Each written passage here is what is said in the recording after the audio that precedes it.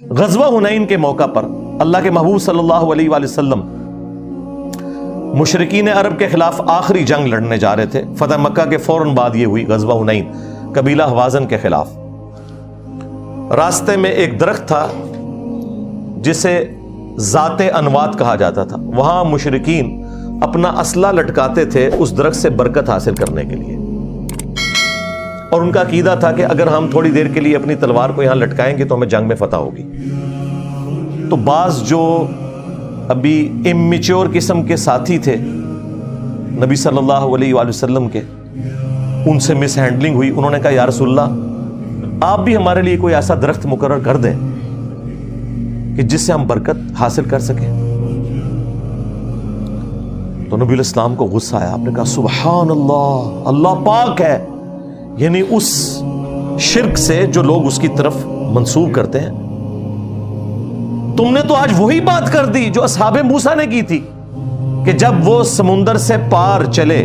سورۃ الاعراف کی آیت نمبر 138 نبی علیہ السلام نے تلاوت کی, اور ایک قوم کو انہوں نے بتوں پر اعتکاف کیے ہوئے پایا تو عرض کیا کہ اے موسیٰ آپ ہمارے لیے اللہ کا کوئی بت مقرر کر دیں جس پہ ہم دھیان رکھ کے بیٹھ سکیں. تو موسیٰ علیہ السلام نے کہا کہ میں ایسی جاہل قوم سے اللہ کی پناہ میں آتا ہوں. تو میرے اصحاب, تم نے تو اصحاب موسیٰ والا کام کر دیا. اب مجھے بتائیں کیا صحابہ کرام نے کوئی بت مانگا تھا؟ لیکن نبی علیہ السلام نے اینالوجی کیسے جوڑی. آپ نے اس موقع پہ فرمایا کہ تم بھی اگلے لوگوں کے پیچھے چل پڑو گے, جو جو خرابیاں ان میں پیدا ہوئیں تم میں بھی پیدا ہوں گی. وہی والے الفاظ جو بخاری مسلم میں آئے تھے. یعنی نبی علیہ السلام نے عقیدے کی خرابی کا ذکر کیا ہے, فیشن کا ذکر نہیں.